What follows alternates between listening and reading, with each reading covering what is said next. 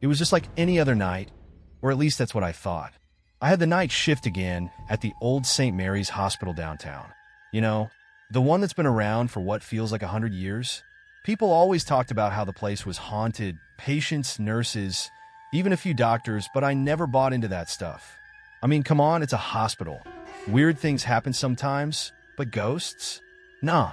I clocked in around 11 p.m., like usual. The second I stepped through the sliding doors, I could feel this strange vibe in the air, but I brushed it off. Probably just tired, right? The night shift messes with your head after a while. Mike was already at the front desk when I got there, staring at his phone like always. He didn't even look up when I walked by. "Hey," I called out to him, giving a half-hearted wave. "Yeah," he replied, finally glancing up. His face looked kind of pale, more than usual. "You good?" I asked, curious. Mike wasn't the type to get rattled easily, and seeing him like that was a little unsettling. He shrugged. "I don't know, man. Feels off tonight, you know." I stopped in my tracks. "Off how?" Mike sighed and set his phone down, leaning back in his chair. "I don't know how to explain it, but it's like, I don't know, like the air's heavier or something. People have been saying they hear stuff. Patients, even a few nurses." I rolled my eyes, trying to shake off the creeping feeling crawling up my spine. "Come on, Mike. It's probably just the wind or something. You know how old this place is. The pipes groan, the walls creak, all that." He didn't seem convinced, but we both laughed it off. Still, that nagging feeling stuck with me as I grabbed my clipboard and started making my rounds. The hospital was practically empty at this hour. The halls were dim, and the overhead lights flickered every now and then. It didn't help that St. Mary's had this weird layout, like whoever designed it got lost halfway through. Some corridors led nowhere, and others felt like they went on forever. It always gave me the creeps when I had to walk alone at night. But tonight felt different, and I couldn't shake it. It was a little after 1 a.m. when the call came through. I was halfway through my rounds, checking the vitals of the few patients still in our wing, when the phone on my desk buzzed. I picked it up, expecting the usual, maybe a patient asking for an extra blanket or complaining about the food again. Instead, it was one of the night nurses, Nancy. Her voice sounded a bit off, like she was on edge. "Hey, can you go check on Mr. Davis in room 309? She asked, almost in a whisper. "He's not answering his call button, and it's been a while." "Sure," I said, trying to sound casual. "Maybe he's just asleep." Nancy hesitated for a moment. "Yeah, maybe, but just let me know if everything's okay, all right?" There was something in her voice that made the hairs on the back of my neck stand up, but I shrugged it off. It wasn't unusual for patients to hit the call button by accident or fall asleep with it in their hand. I grabbed my flashlight because half the lights on the third floor were flickering or completely out, and headed up to 309. The third floor always gave me the creeps. It was quieter than the others, and the air felt thicker somehow. The linoleum floors squeaked under my sneakers, and with each step, I felt like I was disturbing some long-forgotten silence. The halls were dim, and the flickering lights overhead cast long shadows that made everything seem more alive. When I got to room 309, I knocked lightly on the door. "Mr. Davis? You all right in there?" No answer. I knocked again, a little louder this time, but there was still no response. I felt a weird twist in my gut.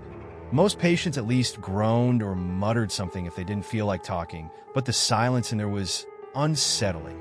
I slowly turned the handle and pushed the door open, shining my flashlight into the room. The beam cut through the darkness, landing on the bed.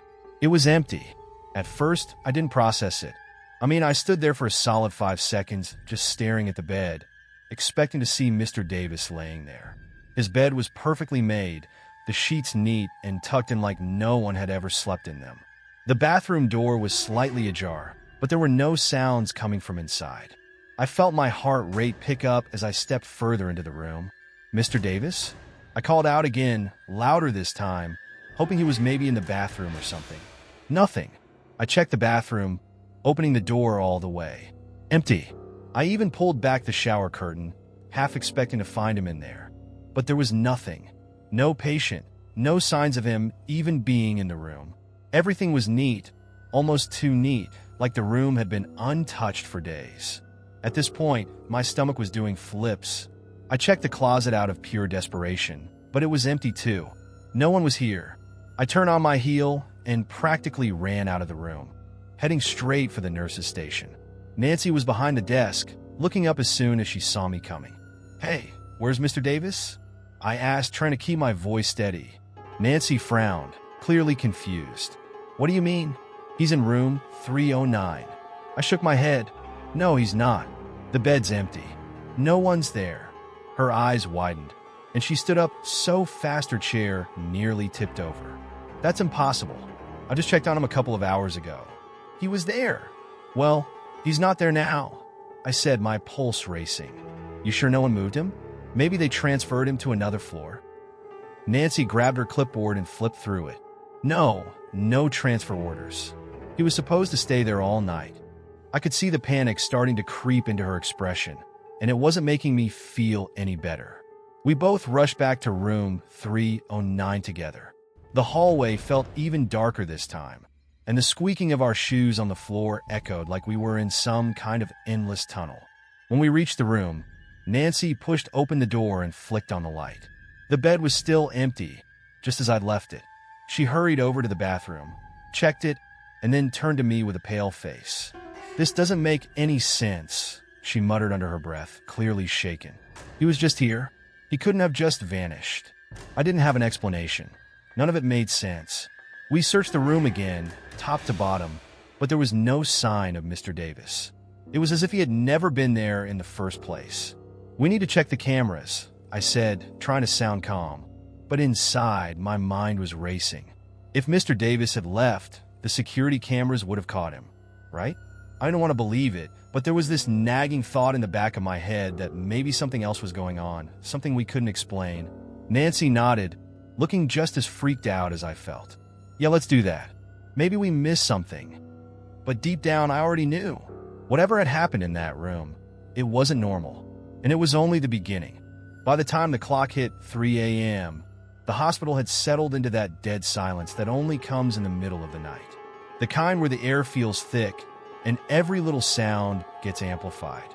The faint hum of the fluorescent lights, the distant beeping of machines from the ICU, and the occasional shuffle of a nurse's shoes were the only noises breaking the stillness. But despite the quiet, I couldn't shake the feeling that something was off, like the walls themselves were holding their breath, waiting for something to happen.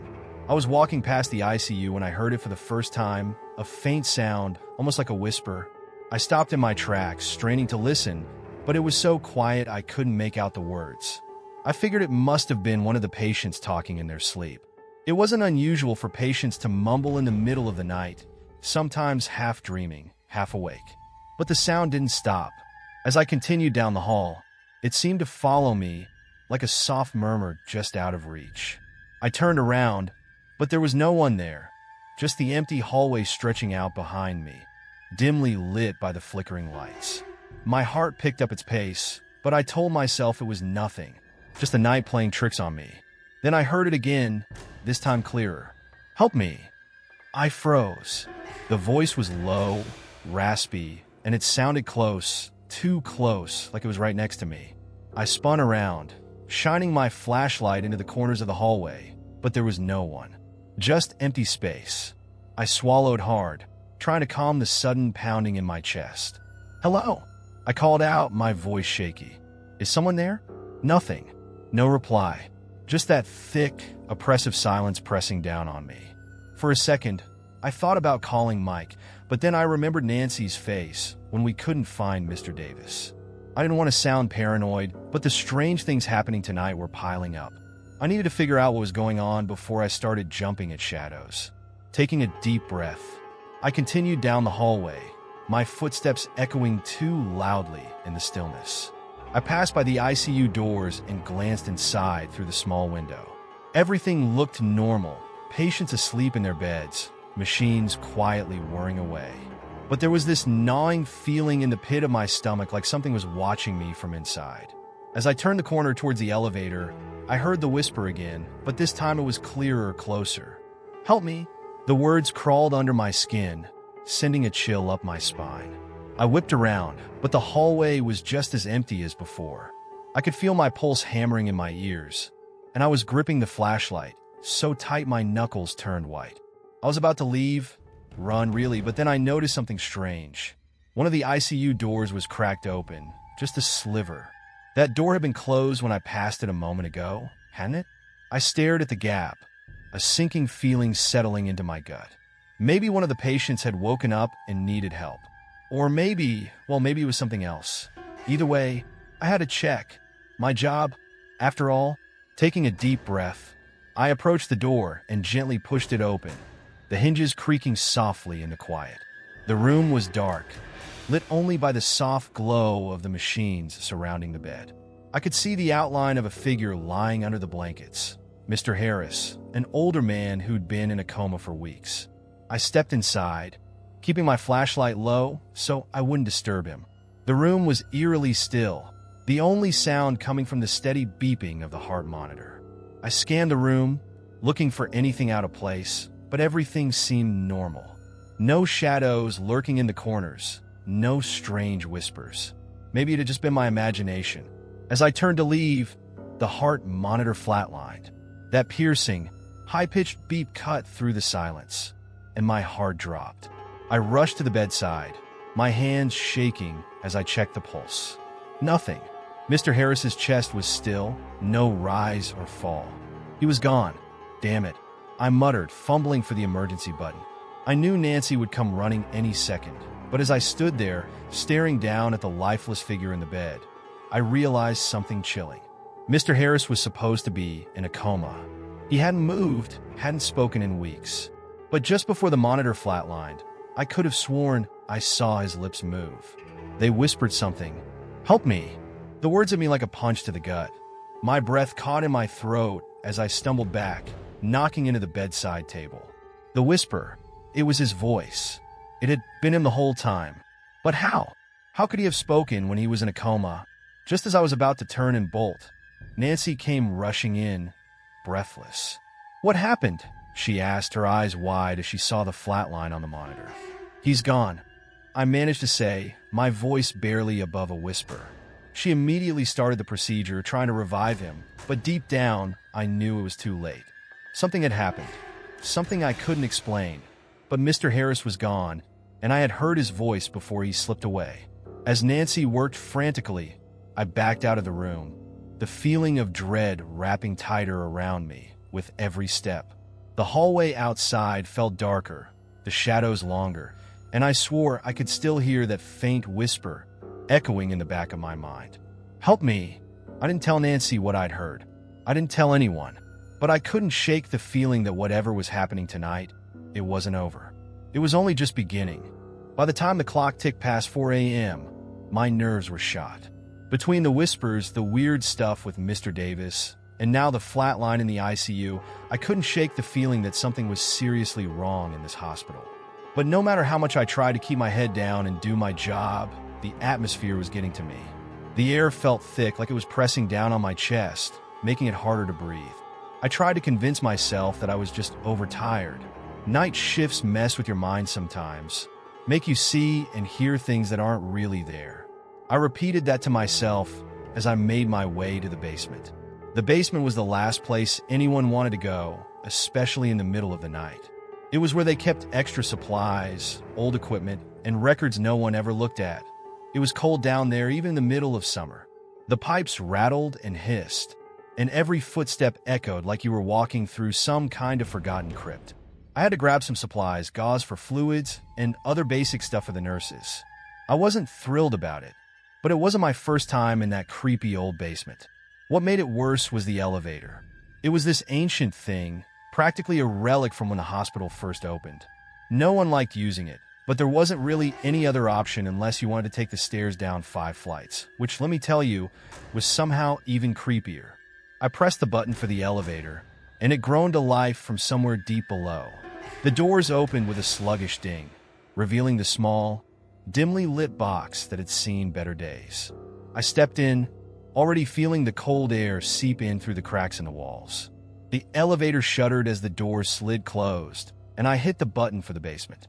The descent was slow, the elevator creaking and rattling like it might just give out at any second.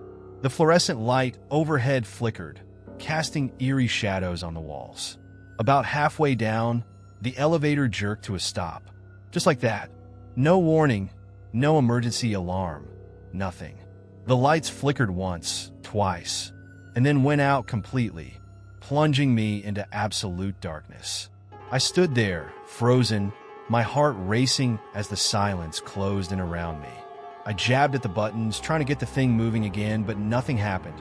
I could feel the panic rising in my chest. The walls of the elevator seemed to close in, the air growing colder with every passing second. And then out of nowhere, I heard it again. Whispers. This time, they weren't faint or distant like before. They were inside the elevator with me. At first, I thought it was just the sound of the old machinery, but the more I listened, the more I realized these weren't just random noises. They were words, low and garbled, but words all the same. Help me. The sound sent a chill straight down my spine. I whipped around, shining my flashlight into the corners of the elevator, but there was no one there. The light flickered weakly, casting long shadows that seemed to move on their own. The whispers grew louder, more urgent. Help me down here. I could feel my heart pounding in my chest as I pressed the emergency button, praying for the elevator to start moving again. But all I got in response was static.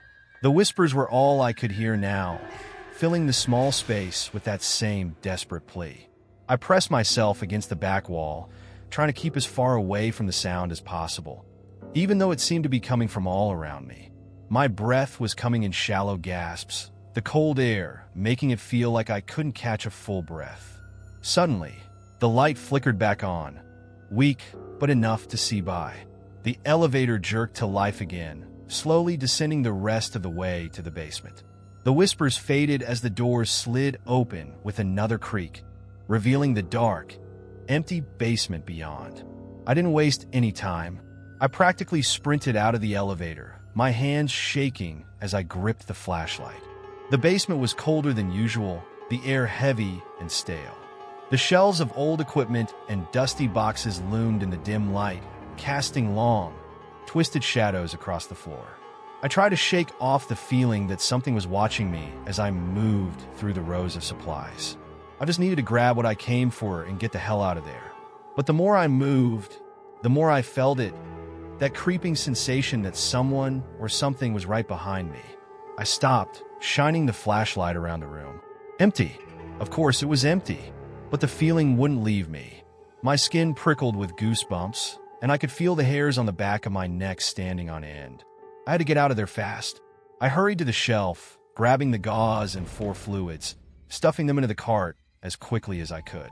My hands were shaking so badly, I almost dropped one of the boxes. Every little sound echoed in the silence. The scrape of the cart wheels, the rattle of the old pipes, the soft hum of the fluorescent lights. As I made my way back toward the elevator, I heard it again, a whisper, fainter this time, but still clear enough to stop me in my tracks. Down here. I didn't turn around. I didn't want to see what might be standing behind me. I just kept walking, faster now, almost running by the time I reached the elevator. I pressed the button over and over, willing the doors to open. The elevator arrived with another loud, drawn-out ding. I rushed inside, slamming the button for the first floor. The doors closed slowly, painfully slow, as if the old machine was trying to keep me trapped. As the elevator finally began to ascend, I let out a shaky breath. But just as I started to relax, the lights flickered again, and for the briefest moment, in the corner of the elevator, I thought I saw a shadow, a figure standing there, watching me, and then it was gone. The elevator jerked to a stop on the first floor, and I stumbled out, my heart pounding, my mind racing. I didn't say anything to anyone. I couldn't. Who would believe me anyway? But whatever was happening tonight, it wasn't just my imagination. There was something in this hospital, something I couldn't explain, and I wasn't sure I wanted to know what it was. But one thing was for sure. It wasn't going to stop. Not yet. When I finally made it back to the main floor, I felt like I had just escaped something terrible. My hands were still shaking from the elevator ride, and my mind was racing with everything I'd heard. The whispers, the shadow. I just wanted to drop off the supplies and get the hell out of there. But the second I walked back to the nurse's station, Nancy rushed over to me, her face pale and eyes wide. "You're not going to believe this," she said, breathless. I frowned. feeling the panic in my chest rising again. What now? It's Mr. Davis, she said, glancing over her shoulder toward the hallway. He's back in his room. I stared at her, my brain unable to catch up with what she just said. What do you mean he's back? I asked, trying to process it. We searched the room earlier, Nancy. He was gone. I checked everywhere. I know, she said, her voice shaking. But I just checked on him. He's there now, lying in bed like nothing happened. This didn't make any sense. I had been in room 309 earlier that night. Mr. Davis was gone. His bed was empty, and there was no sign of him anywhere. And now, out of nowhere, he's back. I don't believe it, I muttered, my feet already moving toward the stairs. I have to see this for myself. Nancy followed close behind me, her footsteps hurried and nervous. As we made our way down the hall toward room 309, I could feel the hairs on the back of my neck start to rise again. Every step felt heavier, like something was pulling me toward the room. The hallway was quieter than before, eerily so, like the building itself was holding its breath. When we reached the door to room 309, I hesitated. There was this overwhelming sense of dread washing over me, like I was about to open the door to something I shouldn't see. But I pushed the feeling aside and turned the handle. I stepped into the room, and my breath caught in my throat. There he was, Mr. Davis, lying in bed, his chest rising and falling softly with each breath. He looked peaceful, asleep, like nothing had ever happened. The room was just as I'd left it, dimly lit, the same smell of antiseptic hanging in the air. But now, the bed that had been empty just hours ago had a man lying in it, a man who had somehow disappeared. Nancy stood next to me, her face pale and her hands trembling. How is this possible?" she whispered, as if saying it too loudly would break the fragile reality in front of us. I didn't have an answer. I walked closer to the bed, half expecting Mr. Davis to vanish the moment I blinked. But he was real. His pulse monitor beeped steadily, his breathing regular. I leaned in closer, staring at his face, trying to see if there was anything that could explain how he'd disappeared and then come back without a trace. But there was nothing. "Nancy," I whispered, still staring at Mr. Davis. "Are you sure no one moved him? No one took him for tests or something?" "No," she replied, her voice just as quiet. "He wasn't on the schedule for anything tonight. We checked the cameras. No one came in or out of this room." I turned to her, my mind racing. "The cameras? Did you check them after we found the room empty?" She nodded, her expression unreadable. "We did. Nothing. There's no footage of him leaving, no footage of anyone moving him. It's like he just vanished." I felt a chill run down my spine. I wasn't the kind of person who believed in ghosts or the supernatural. But this was something else. People didn't just disappear from their hospital beds and then reappear a few hours later, like nothing happened. There had to be an explanation, but I was drawing a complete blank. "Should we wake him up?" Nancy asked, her voice hesitant. I shook my head. "No, let him sleep. We'll talk to him in the morning, see if he remembers anything." Nancy didn't argue, and we both stepped out of the room, pulling the door shut behind us. The hallway felt even darker now, and the air was thick with tension. Neither of us said anything for a moment, both of us trying to make sense of what we'd just seen. "Do you think he knows?" Nancy asked quietly. "Knows what? What's happening to him? If he's aware of it?" I didn't have an answer for her. I didn't know if Mr. Davis was aware of what had happened to him, if he knew he'd vanished and then returned without a trace. But the thought of him waking up, confused and frightened, sent a chill through me. "We'll talk to him in the morning," I repeated, more for myself than for her. "Maybe you can tell us what happened." Nancy nodded, though she didn't look convinced. I wasn't convinced either, but what else could we do? It wasn't like we could explain any of this, not without sounding crazy. As we walked back toward the nurse's station, the whispers started again. Faint at first, just a murmur in the distance, but unmistakable. The same voice I'd heard before. "Help me!" I stopped in my tracks, my heart hammering in my chest. Nancy didn't seem to notice the sound, her eyes focused ahead, but I could hear it as clear as day. The same voice, calling out, pleading, "Help me!" I turned, looking down the hallway behind me. It was empty, just the flickering lights and the long stretch of linoleum floor. But I could feel it. Something was there, watching, waiting. "Did you hear that?" I asked Nancy, my voice barely above a whisper. "Hear what?" she replied, frowning at me. "The whispers," I said, my heart still racing. "Someone's calling for help." Nancy stared at me for a long moment, her face pale and her expression serious. I didn't hear anything. I swallowed hard, my mind spinning. Was it just me? Was I losing it? Or was there something else going on? Something neither of us could explain? "I need some air," I muttered, walking away from her, not waiting for a response. As I stepped outside, the cool night air hit me, and I tried to calm the storm in my mind. But no matter how much I tried to shake it off, I couldn't forget the whispers, the shadow, and the impossible return of Mr. Davis. Whatever was happening in that hospital, it wasn't over. Not by a long shot. By 5 a.m., I was practically counting the minutes until my shift was over.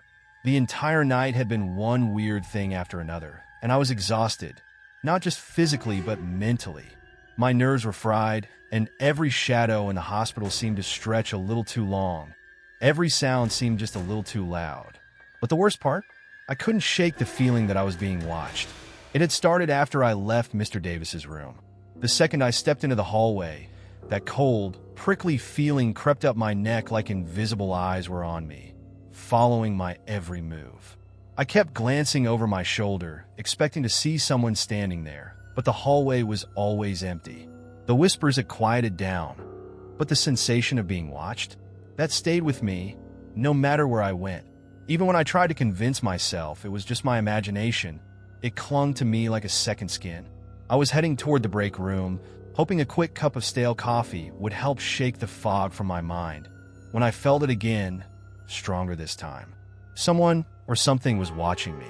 My skin prickled, and I slowed my pace, my eyes scanning the hallway for any sign of movement. Nothing. Just the same empty corridor stretching out ahead of me, dimly lit by the flickering lights above.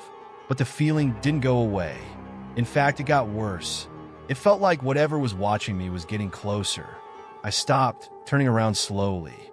My heart was racing, and my hands were clammy with sweat. The hallway behind me was just as empty as before, but the shadows seemed darker somehow, like they were pressing in, trying to swallow the light. "Hello?" I called out, my voice sounding small and weak in the empty space. "Is someone there?"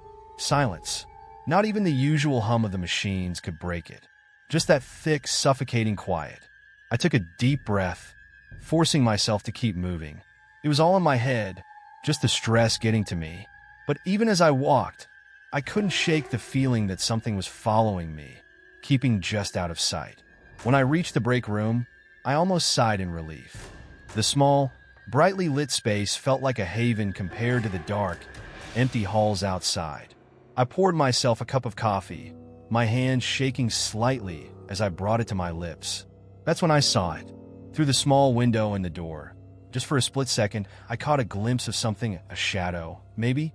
A figure standing at the end of the hallway, just beyond the door. It was so fast. I almost convinced myself I'd imagined it, but my heart was already pounding in my chest. I set the cup down, my pulse thudding in my ears.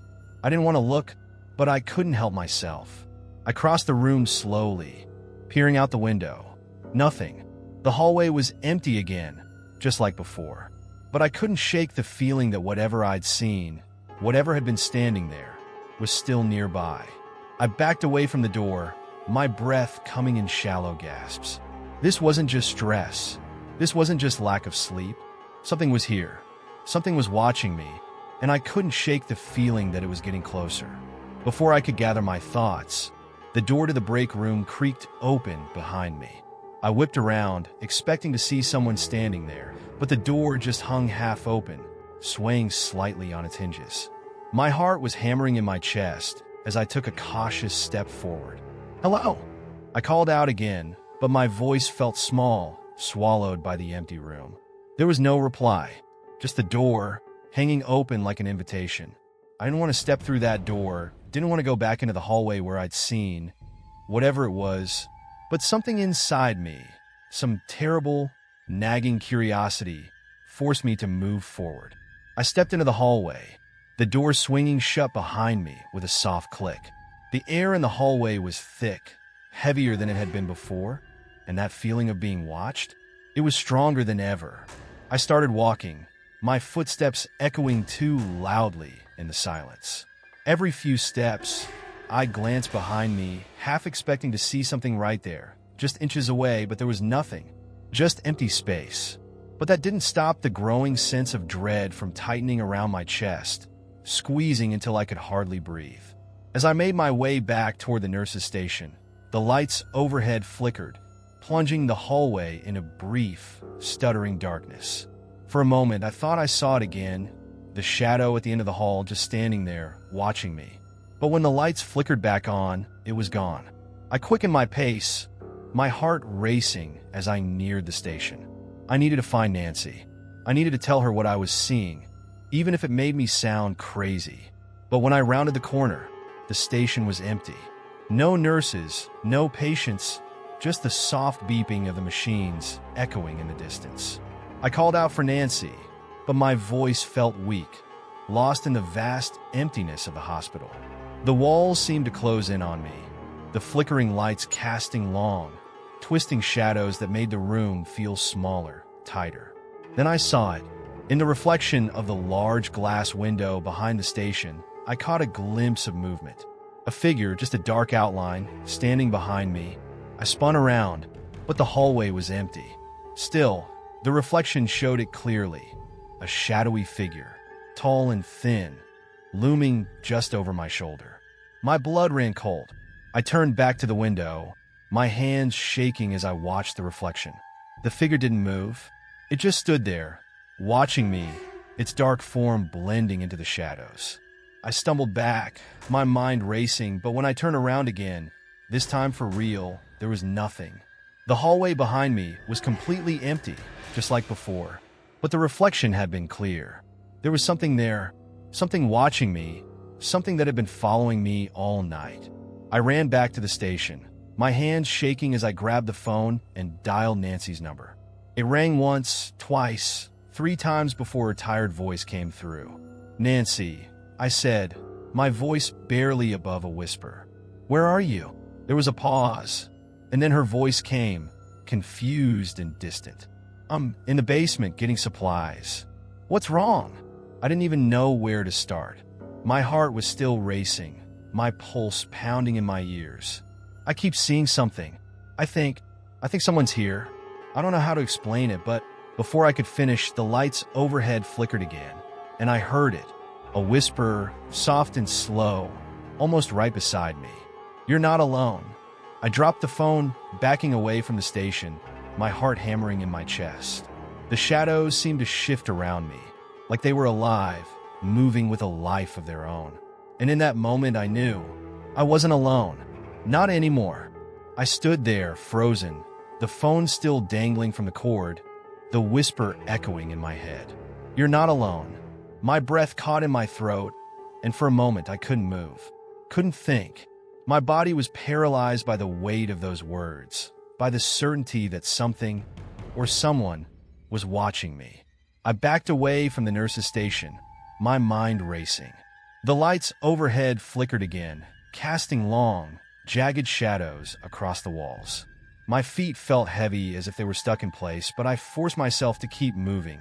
I had to get out of there. I had to find Nancy. The basement. She said she was in the basement. Of course, it had to be the basement. That was the last place I wanted to go, especially after what had happened in the elevator earlier. But if Nancy was down there, I didn't have a choice. I wasn't about to face whatever was stalking me alone. I made my way toward the elevator, my heart pounding in my chest. Each step felt like it took longer than the last, the hallway stretching out before me like some never-ending tunnel. The feeling of being watched was stronger now, suffocating, almost like invisible eyes were boring into my back, tracking my every move. I didn't dare look behind me. The elevator doors slid open with a low, metallic groan, and I stepped inside, my hands shaking as I pressed the button for the basement. The doors closed, sealing me inside that small, claustrophobic space. For a moment, there was nothing but silence, the only sound my own ragged breathing. The elevator shuddered as it began its descent, and I held my breath, praying it wouldn't stop again. As the elevator slowly creaked downward, the lights overhead flickered once more. My pulse quickened, but I kept my eyes fixed on the control panel, willing the thing to keep moving. Suddenly, the elevator jerked to a stop. My stomach dropped. The lights flickered again, then went out completely, plunging the small space into total darkness. I was trapped. The air felt colder, like something had sucked all the warmth out of the room. I fumbled for my flashlight, my hands trembling as I clicked it on. And that's when I saw it. In the dim glow of the flashlight, there in the far corner of the elevator, was a figure. Tall, thin, shadowy, barely visible in the weak light. I froze, my heart slamming against my ribs. It wasn't moving, just standing there, watching me. For a second, I couldn't breathe. My mind was racing, trying to make sense of what I was seeing. Was it real? Was my mind playing tricks on me? I pointed the flashlight directly at it, my hands shaking so badly the beam wavered, but the figure stayed put. Its form was dark, almost blending into the shadows, but I could make out its shape clearly. It wasn't just a trick of the light. It was real. I backed up against the wall of the elevator, my breath coming in shallow, panicked gasps. My mind screamed at me to hit the buttons, to make the elevator move, but my body wouldn't cooperate. I was too scared to turn away, too terrified to take my eyes off whatever was standing there. And then, just as quickly as it had appeared, the lights flickered back on. The figure was gone. The elevator shuddered to life, continuing its slow descent to the basement. My legs felt like jelly, and I had to grip the railing to keep from collapsing. The fear, the tension, it was all too much. I wasn't sure how much more of this I could take. When the doors finally slid open, I practically stumbled out into the basement hallway, desperate to put distance between myself and that elevator. The basement was dimly lit, the air thick and damp, like the walls were sweating. The scent of old disinfectant and mildew clung to the air. I could hear the faint hum of the generators in the distance, but otherwise, it was completely silent. I called out, my voice hoarse and shaky. "Nancy? Where are you?" No answer. I grabbed my flashlight again, shining it down the hallway. The shadows seemed to shift, moving just beyond the beam of light. The basement was a maze of storage rooms, old medical equipment, and abandoned corridors. It was easy to get lost down here, even during the day. At night, it felt like a whole other world. I called out again, louder this time. "Nancy!" Still nothing. The feeling of being watched hadn't left me. In fact, it was stronger now, like something was lurking in the shadows just out of sight.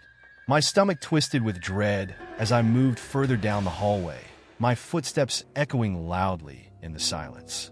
As I passed by one of the old storage rooms, something caught my eye.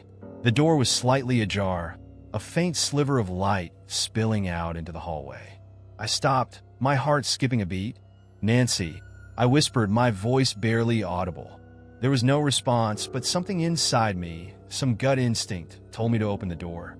I hesitated for a moment, my hand trembling as I reached for the handle. The door creaked as I pushed it open, revealing a small room filled with dusty shelves and old medical equipment. And there, in the middle of the room, was Nancy. She was standing with her back to me, her body rigid and still, like she was frozen in place. Her head was tilted slightly, like she was listening to something I couldn't hear. "Nancy!" I called out again, louder this time. She didn't move, didn't even acknowledge me. I stepped closer, my pulse racing. "Nancy, are you okay?" That's when she turned. Her face was pale, her eyes wide and blank, like she wasn't really seeing me. It was as if she was looking right through me, like she wasn't really there. And then, in a voice that wasn't her own, she whispered, "They're here." A chill ran down my spine. "Who's here?" I asked, my voice shaking. Nancy didn't respond. She just stood there, staring at me with those vacant eyes, her lips moving silently, as if she were mouthing words I couldn't hear. I took a step back, the flashlight trembling in my hand. "Nancy, what's going on?" But she didn't answer. She just kept staring, her eyes glazed over, her lips still moving. And then, just as suddenly as she'd turned, she collapsed to the floor, her body limp. I rushed to her side, shaking her gently. Nancy? Nancy, wake up! But she didn't respond. Her eyes were closed now, her breathing shallow. I checked her pulse. It was weak, but it was there. Suddenly, the lights flickered again, and I felt it. That cold, suffocating presence. The one I'd felt all night. It was here, in the room with us. I spun around, my flashlight beam sweeping across the room, but there was nothing there. Just shadows. But I knew something was watching us. And then, from the corner of the room, I heard it. That whisper. You're not alone. I knelt beside Nancy, my heart pounding in my chest as the whisper echoed in my ears, cold and hollow. You're not alone. I had heard it before, but now it felt different, closer, more real. It sent a wave of fear rippling through me, and I could feel the cold creeping in, wrapping around me like a fog. Nancy lay on the floor, her breathing shallow but steady. I tried shaking her again, my hands trembling, but she didn't wake up. Whatever had happened to her, it wasn't just exhaustion. There was something else going on, something far darker. I needed to get her out of the basement, away from this place, but every time I tried to stand, that overwhelming sensation of being watched, of something lurking in the shadows, kept me frozen in place. The room was dim, the single overhead light flickering, casting eerie shadows that seemed to move on their own. The presence was stronger now, suffocating. I had to move. I had to get us out of here. I glanced toward the door, trying to calm my racing thoughts. The hallway outside felt miles away, like it was a world I couldn't reach. My legs felt heavy, like they were weighed down by something unseen. But I couldn't stay here, not with whatever this was closing in on us. Gritting my teeth, I grabbed Nancy by the arms and pulled her toward the door, my body shaking with adrenaline and fear. She was light, her body limp, but every second I spent in that room felt like an eternity. As I dragged her out, I felt a chill crawl up my spine. The air seemed to thicken, pressing against my skin, making it harder to breathe. I didn't dare look back. I managed to pull her into the hallway, collapsing beside her for a moment as I tried to catch my breath. The basement was eerily quiet again, but the oppressive feeling didn't leave. It hung in the air like a storm waiting to break. I could still feel it, watching. I grabbed my flashlight and scanned the hallway. It was empty, just as it had been before. But I knew better now. I knew that whatever was watching us wasn't going to show itself easily. It lurked in the shadows, in the spaces between light and dark, waiting for the right moment. Nancy, I whispered, shaking her again. Nancy, please wake up. Her eyes fluttered open, and for a second, I felt a wave of relief wash over me. But the moment her gaze met mine, that relief vanished. Her eyes were wide, unfocused, filled with a kind of fear I had never seen before. She gasped, her hands clutching at my arm, her nails digging into my skin. They're here, she whispered, her voice barely audible. Who's here, Nancy? I asked, trying to keep my voice steady. What's happening? They've always been here, she said, her voice distant, like she was trapped in some terrible memory. They watch us. They wake. They take. I felt my stomach twist. What do you mean? Who are they? Her gaze shifted, looking past me, her eyes filled with a kind of terror that chilled me to the bone. The patients, the ones that disappear, the ones that are forgotten, they're still here. They never leave. A cold sweat broke out across my skin. The missing patients, like Mr. Davis? She nodded, her breathing shallow. They vanish, but they're still here. The hospital, it keeps them. It keeps all of us. Her words hung in the air like a heavy fog, and the realization hit me like a punch to the gut. The stories, the ones about patients disappearing, about people seeing shadows in the hallways, hearing whispers at night, they weren't just ghost stories. They were real. The hospital wasn't just haunted. It was alive, feeding on the souls of the people who passed through its doors, trapping them in some kind of purgatory. The patients who had disappeared weren't missing. They had been consumed, their spirits lingering, stuck between life and death, trapped in this place. I stood up, panic clawing at my chest. I had to get out of here. We both did. Come on, I said, pulling Nancy to her feet. We need to leave. Now. She nodded weakly, but her eyes kept darting around, as if she could see things I couldn't. We stumbled down the hallway together, the fluorescent lights flickering overhead. Every step felt like I was walking through quicksand, the air growing thicker, the shadows deeper. As we neared the elevator, I felt a cold breeze brush past me, like someone had just walked by. I turned, but there was no one there, just empty space.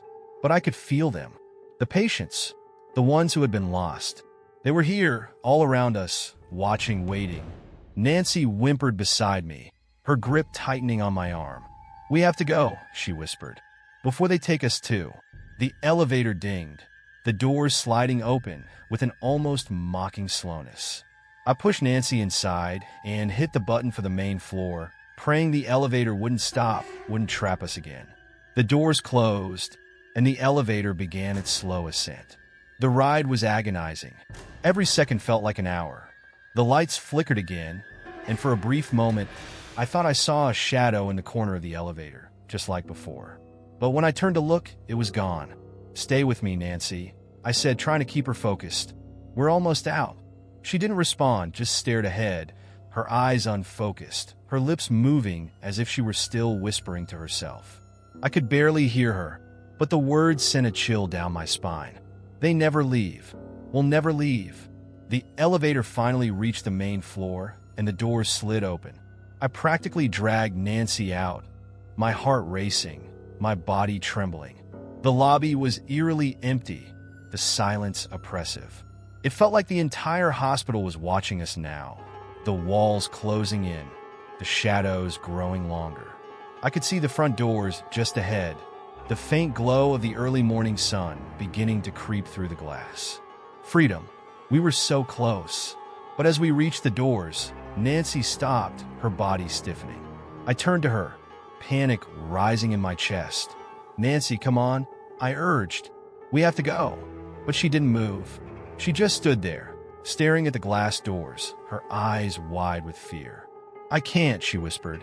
"I can't leave." "What do you mean? We're almost out," I shouted, my voice breaking. She looked at me, tears streaming down her face. "They won't let us.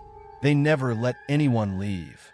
Before I could respond, the lights in the lobby flickered, and for a brief moment, the shadows around us shifted. I felt it, the cold, suffocating presence of the hospital, of the souls trapped within it. And in that moment, I realized the truth. We weren't going to make it out. The hospital had already claimed us.